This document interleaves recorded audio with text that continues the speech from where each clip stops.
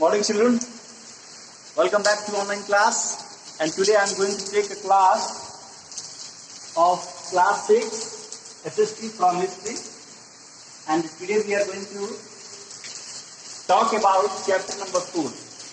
Students, we have already studied about many types of a topic which was already taught in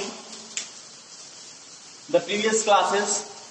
जैसा कि हम सभी लोग जान रहे हैं कि चैप्टर नंबर 4 के अकॉर्डिंग जितने भी सारे जो टॉपिक्स ऑलरेडी हम लोग डिटेल कर चुके हैं, उसके बारे में हम लोगों ने जाना था कि कैसे कैसे लोग मेटल्स का इस्तेमाल करना जाने। सबसे पहले ट्रेन, फिर से कॉपर जो था वो सबसे पहला ऐसा धातु था जो कि मानवों के द्वारा खोजा गया था।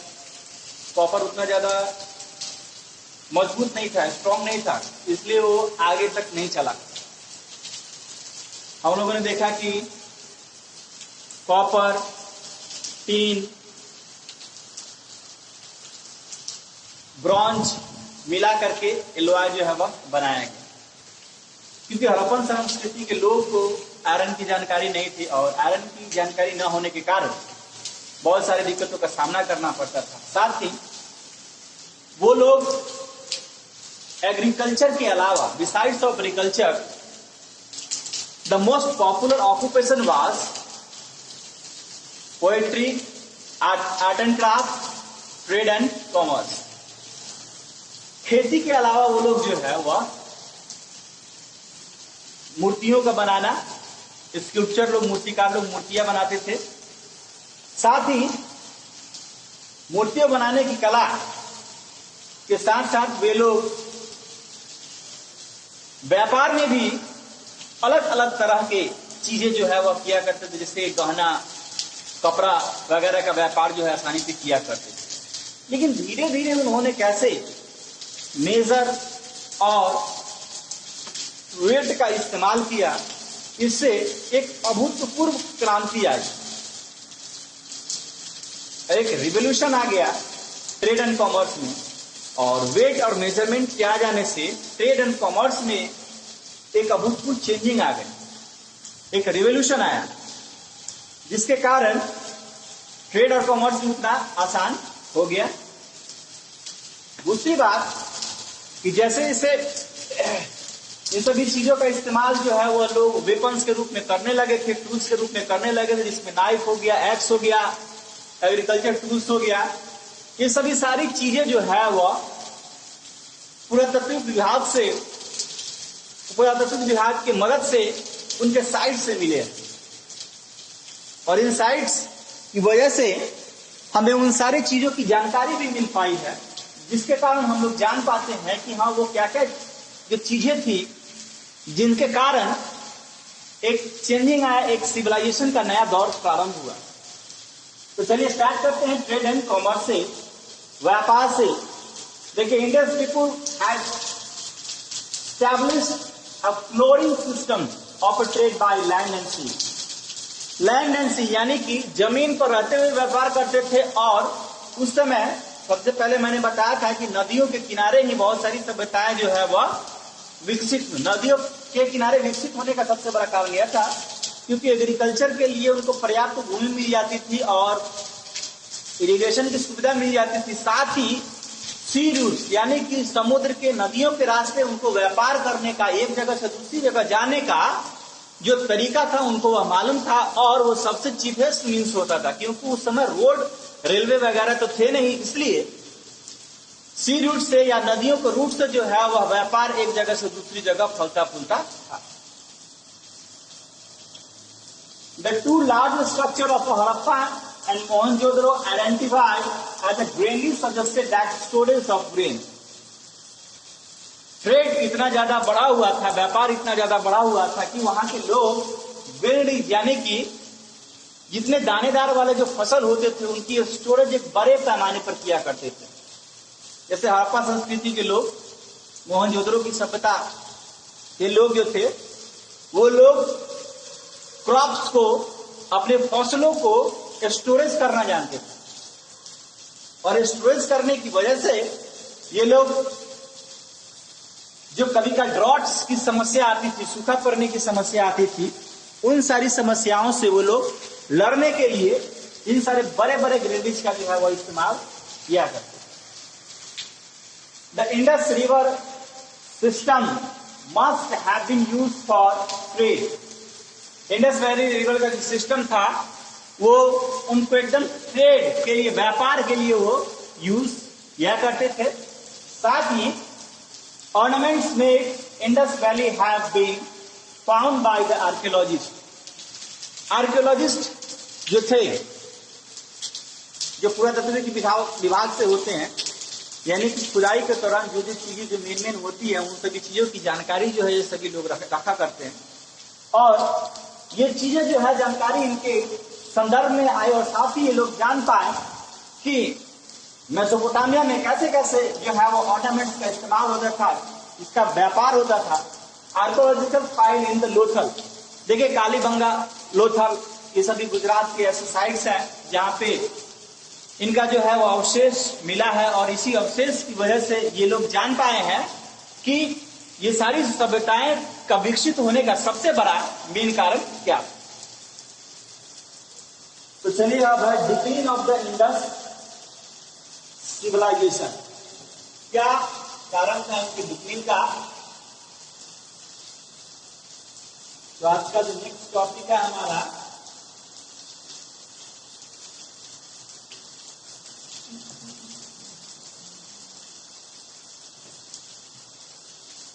ये सबसे लास्ट टॉपिक होगा इस चैप्टर का, चैप्टर नंबर 4 का। और इस टॉपिक के साथ ही हमारा ये चैप्टर समाप्त हो जाएगा। फिर मिलेंगे हम लोग नेक्स्ट चैप्टर से रिलेटेड उन सारी चीजों के बारे में जानकारी हम लोग को प्राप्त होगा। साथ ही स्टूडेंट्स आपके सामने जानकारी जो है वो शेयर करना चाहूंगा कि हम लोग क्लास तो कर ही रहे हैं, क्लास के साथ कुछ कुछ क्रिएटिव चीजों का होना भी बहुत ही जरूरी है हमारे लाइफ में। तो मैं सोच रहा हूँ क्लास को अपनी क्रिएटिविटी के साथ ही क्लास को एक क्रिएटिव क्लास बनाया जाए, ताकि क्लास में पढ़ने का मजा कुछ और हो। साथ ही मैं इस क्लास को आगे बढ़ाऊंगा और साथ ही मैं कुछ प्रोजेक्ट्स वगैरह भी दूंगा। इस प्रोजेक्ट्स में हम लोग देखेंगे ऐसी ऐसी चीजों के बारे में जैसे कि हम लोगों ने पढ़ाई किया हुआ था।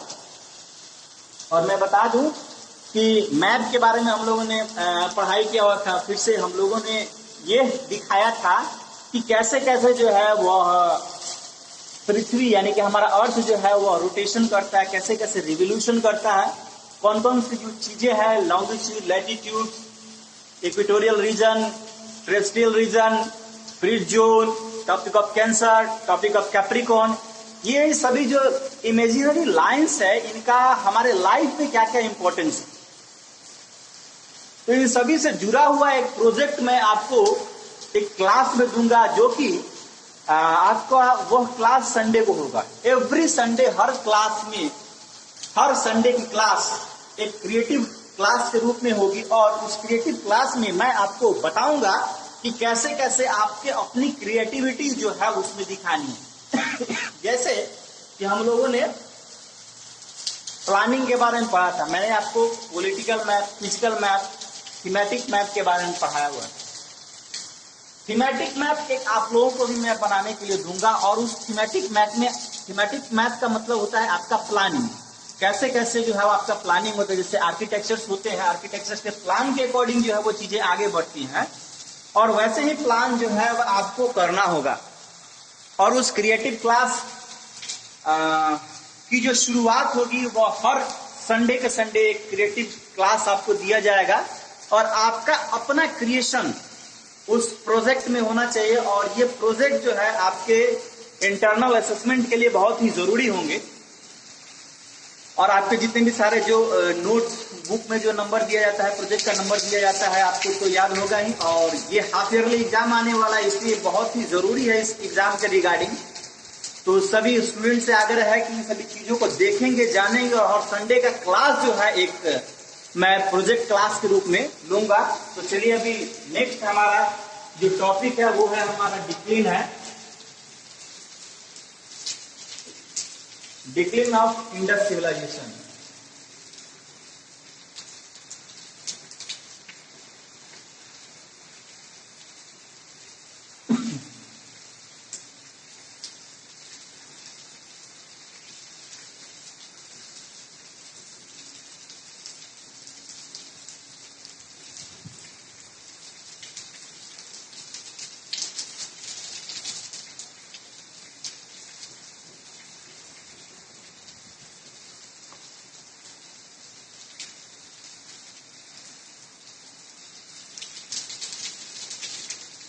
ठीक है।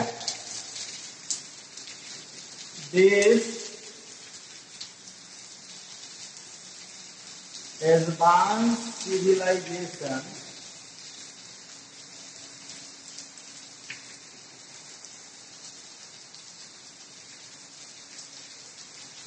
to have been declined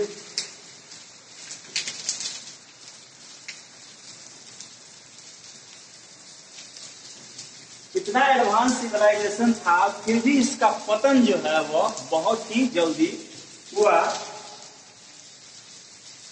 after 2000 BC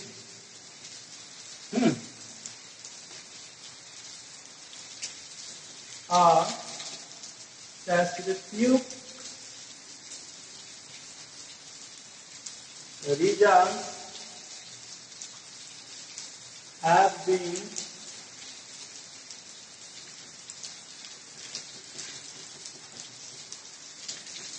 subjected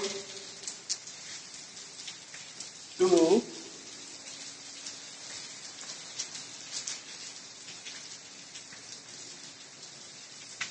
decline this civilization।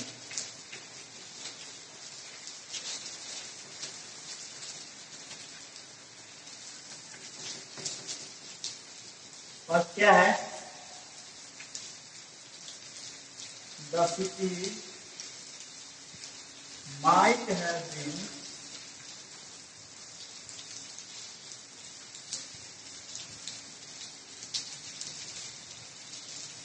destroyed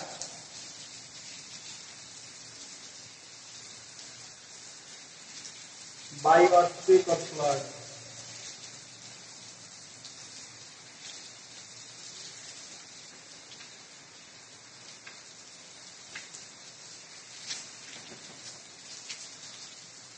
ठीक है। Second, another factor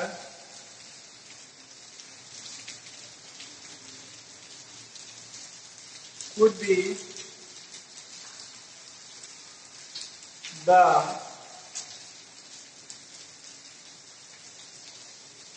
falling quality of the soil।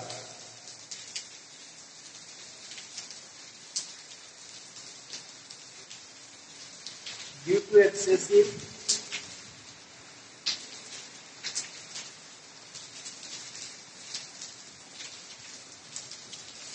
deforestation।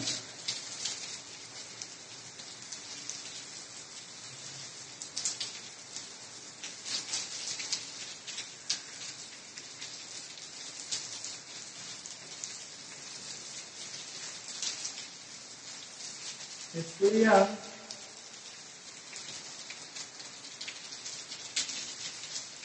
have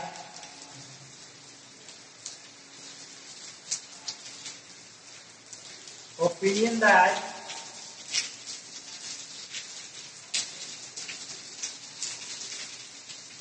the civilization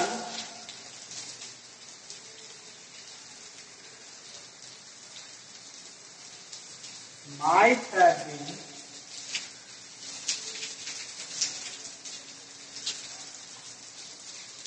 destroyed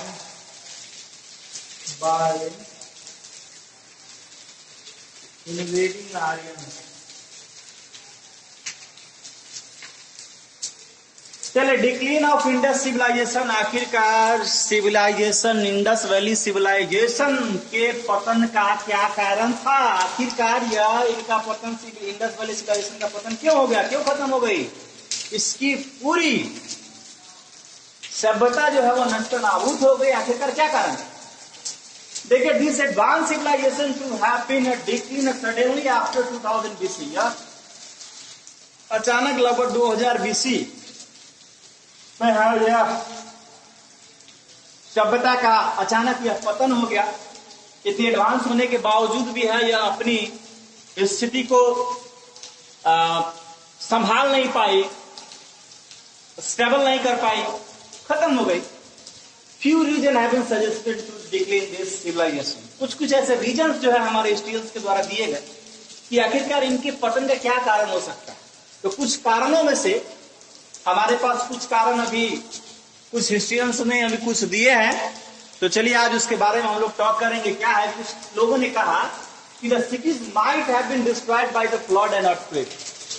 historian का कहना है कि इस सिटी में या तो कोई अर्थक्वेक बहुत भयंकर रूप से आया होगा, यानी कि भूकंप आया होगा, और नहीं तो फ्लड का कंडीशन रहा होगा। क्योंकि हम लोग सभी देखते थे कि निचले इलाका एक लोअर एरिया और एक हायर एरिया होता था। हायर एरिया में इनके शहर हुआ करते थे, लोअर एरिया में इनके रूरल एरिया रहते थे, यानी कि गांव वगैरह रहा करते थे। तो इनके ड्रेनेज सिस्टम वगैरह ठीक होने के बावजूद भी फ्लड का कंडीशन हमेशा रहता था। उसका सबसे बड़ा कारण यह था कि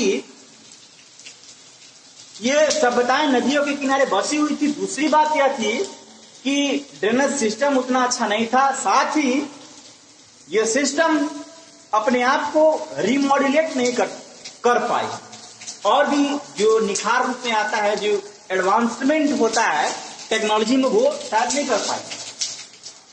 अनदर दूसरा जो रीजन होता है, दूसरा जो फैक्ट है, could be falling quality of soil due to excessive deforestation. दूसरा फैक्ट यह भी हो सकता है कि सॉइल की जो क्वालिटी है उसमें काफी ज्यादा गिरावट आ गई।